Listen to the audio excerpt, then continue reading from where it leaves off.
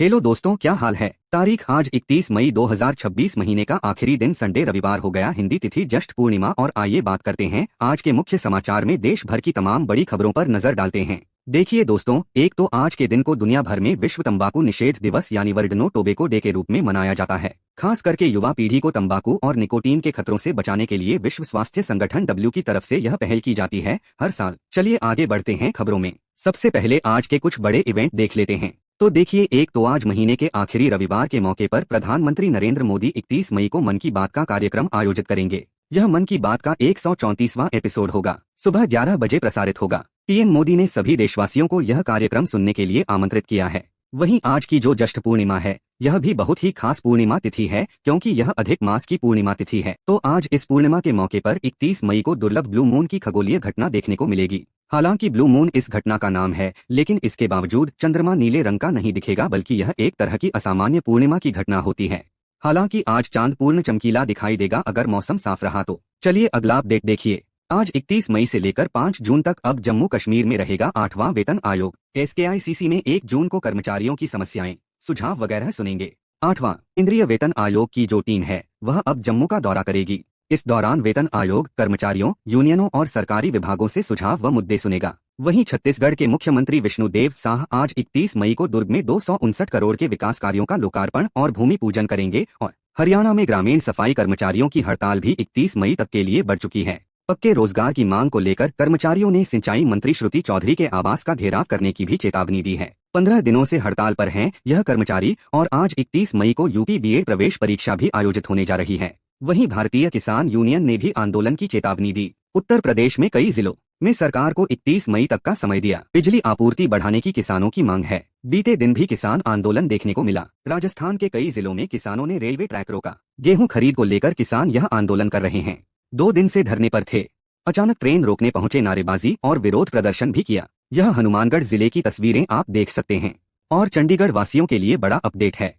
आज 31 मई तक जमा करा दे प्रॉपर्टी टैक्स। आज लास्ट डेट है, फिर आपको एक्स्ट्रा पेनल्टी वगैरह एक्स्ट्रा ब्याज देना पड़ेगा। वहीं मौसम विभाग ने भी चेतावनी दी है कि आज 31 मई को अगले 15 घंटों के अंदर देश के 10 से भी ज्यादा राज्यों में भयानक आंधी तूफान और भारी बारिश का अलर्ट है। 70 किमी प्रति घंटा की रफ्तार से तेज हवाएं भी चलेगी। बीते दिन भी आपको पता होगा, मौसमी घटनाओं के चलते देश में यूपी बिहार में आंधी बारिश से 48 से भी ज्यादा मौतें हो गई। मौसम के काफी खराब हालात देखने को मिले, तो मैं आपको आगे बताऊंगा और भी पूरे मौसम समाचार विस्तार से। फिलहाल आगे बढ़ते हैं खबरों में। तो देखिए अगला अपडेट। अमेरिका इजराइल ईरान जंग पर बड़ी खबर आ रही है। रिपोर्ट में बताया जा रहा है कि ईरान को 29 लाख रुपए करोड़ का रिकंस्ट्रक्शन फंड मिलेगा।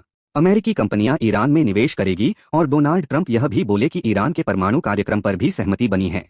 हालांकि अब इस बार अमेरिका के इन प्रस्तावों और दावों को ईरान ने खारिज कर दिया है। वैसे पिछले कई दिनों से अमेरिका ईरान के बीच जंग रोकने को लेकर सीजफायर सहमति पर बातचीत चल रही है, लेकिन बातचीत के साथ साथ बमबारी भी देखने को मिल रही है। दशकों बाद इजराइल और लेबनान की सीधी सैन्य वार्तालाप भी हुई। पेंटागन में शांति प्रयासों पर चर्चा हुई। और अब अमेरिका ने तो ईरान को यह आखिरी चेतावनी भी दे दी है कि पेंटागन दोबारा हमला करने के लिए पूरी तरह से तैयार है। पेंटागन जो कि अमेरिका का रक्षा विभाग है, तो वह ईरान पर दोबारा हमला कर सकता है। अब डोनाल्ड ट्रंप के फैसले पर पूरी दुनिया की नजर टिकी है कि आखिर यह युद्ध किस मोड़ में आगे बढ़ता है। और युद्ध के हालातों के बीच हमारे देश में महंगाई पर बड़ी खबर आ रही है। देखिए आप, पिछले 15 दिन में दूसरी बार महंगी हुई। अब CNG भी 2 रुपए प्रति किलो की बढ़ोतरी के साथ अब CNG के दाम 86 रुपए हो चुके हैं। तो इस बढ़ोतरी के बाद अब मुंबई समेत देश के कई शहरों में ऑटो टैक्सी यूनियनों ने किराया बढ़ाने की भी मांग की है। CNG 2 रुपए महंगी हुई और घरेलू PNG भी 50 पैसे तक महंगी हो चुकी है। तो ऑटो टैक्सी का किराया बढ़ने के आसार तो दिख ही रहे हैं। जो पश्चिम एशिया में तनाव चल रहा है,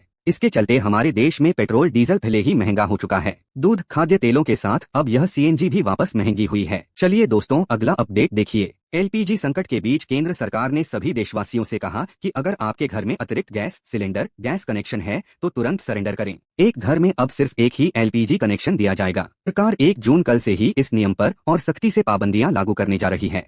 केंद्र सरकार ने 1 जून से ही एक घर एक LPG कनेक्शन नियम लागू करने का फैसला किया है। तो अगर आपके भी घर में एक राशन कार्ड पर 2-3 LPG कनेक्शन है तो आपको वापस सरेंडर करने पड़ेंगे, उनको कैंसिल करवाना पड़ेगा ऐसा। चलिए अगली खबर देखिए। संयुक्त राष्ट्र की एक खौफनाक रिपोर्ट सामने आ रही है कि पिछले साल 2025 में युद्ध क्षेत्रों में यौन हिंसा के मामले दोगुने से भी ज्यादा बढ़े। 10,000 तक मामले दर्ज हुए हैं। और संयुक्त राष्ट्र की इस रिपोर्ट ने पूरी दुनिया को चिंता में डाल दिया। वहीं अभी म्यांमार के राष्ट्रपति 5 दिवसीय दौरे पर भारत आए हुए हैं। इस दरमियान भारत म्यांमार के संबंधों को नई ऊर्जा मिलेगी। उन्होंने पहले दिन महाबोधि मंदिर में पूजा अर्चना भी की है और इस दरमियान वह भारत के विदेश मंत्री डॉक्टर एस जयशंकर से भी मिले। भारत म्यांमार के बीच द्विपक्षीय सहयोग गहरा करने पर चर्चा हुई। चलिए खबर है, प्रधानमंत्री नरेंद्र मोदी और नौसेना प्रमुख के बीच मुलाकात हुई। इस दरमियान भारत की समुद्री सुरक्षा और नौसेना की रणनीतिक चुनौतियों पर भी चर्चा हुई है। वहीं किसान भाई लोगों के हित में सरकार ने एक बड़ा फैसला लिया है। 1 जून से विदेशी कपास पर लगने वाली इंपोर्ट ड्यूटी को हटा दिया है, जो अभी 11% इंपोर्ट ड्यूटी और जो कृषि शेष लगता है तो 1 जून से ही यह नहीं लगेगा।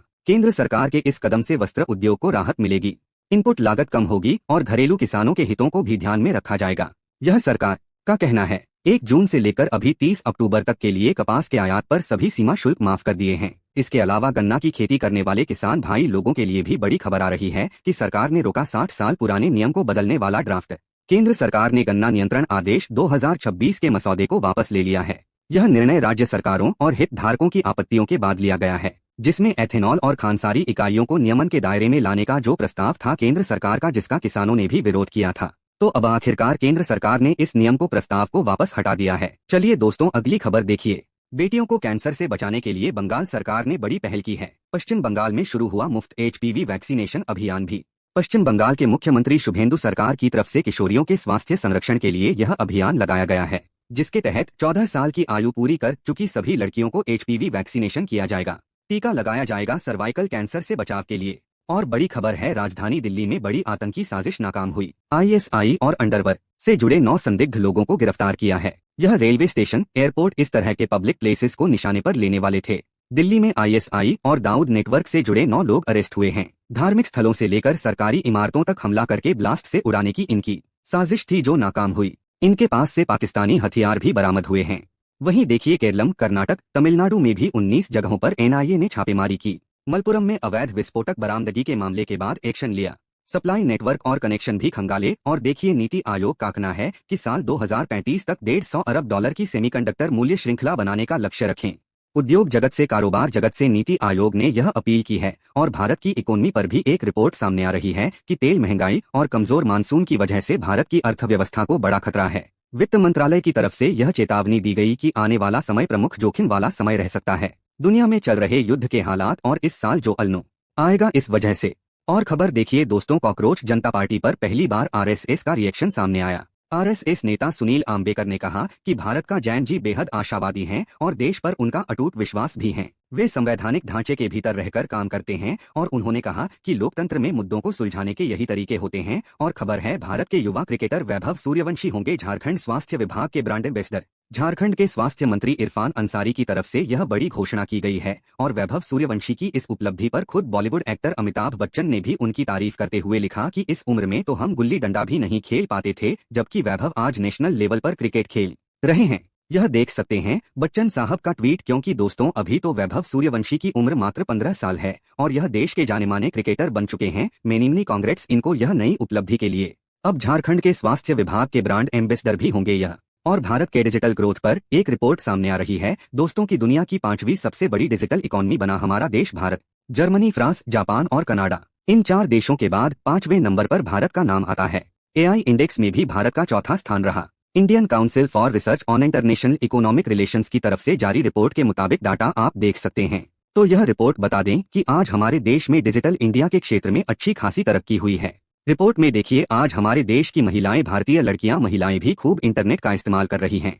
पिछले 2 साल में महिला इंटरनेट यूजर्स की संख्या भी दोगुनी हुई है और महिलाओं के बैंक खाते भी बढ़े हैं। तो भारत में न सिर्फ पुरुष बल्कि महिलाएं भी तेजी से डिजिटल इंडिया अभियान से जुड़ रही है। आज भारत का डिजिटल पेमेंट सिस्टम जो UPI है, यह दुनिया भर में जाना जाता है for fast and secure QR based payment system के लिए। और AI के क्षेत्र में भी भारत काफी आगे है। AI की रैंक में भारत को दुनिया में चौथा स्थान मिला है, जबकि AI टैलेंट के मामले में दुनिया में दूसरे नंबर पर है हमारा देश भारत। और सालाना 31 लाख करोड़ का डिजिटल निर्यात भी करता है भारत, जो डिजिटल टेक, सॉफ्टवेयर, सर्विस वगैरह इस तरह के एक्सपोर्ट करता है। चलिए अगला अपडेट देखिए। अमेरिकी राष्ट्रपति डोनाल्ड ट्रंप की बेटी टिफनी अभी भारत दौरे पर आई हुई है। वह अपने पति के साथ यहां अक्षरधाम और आगरा के ताजमहल भी पहुंची। यह तस्वीरें आप देख सकते हैं। एयरपोर्ट से उतरते ही वह सीधे आगरा ताजमहल पहुंची अपने पति के साथ। जब ट्रंप की बेटी टिफनी ने ताजमहल देखा तो इसकी सुंदरता से वह मोहित हो गई। ताजमहल की नक्काशी देखकर ट्रंप की बेटी ने पूछा, इतना सुंदर मार्बल आखिर कहां से आया। और अभी रिपोर्ट आ रही है कि डोनाल्ड ट्रंप की बेटी राजस्थान के जैसलमेर भी आएगी। इसके चलते बॉर्डर इलाकों में पहले ही सुरक्षा अलर्ट जारी कर दिया है। अपने पति के साथ चार्टर प्लेन से आज राजस्थान जैसलमेर पहुंचेगी। यहाँ सोनार किला और पटुओं की हवेली भी देखेंगे।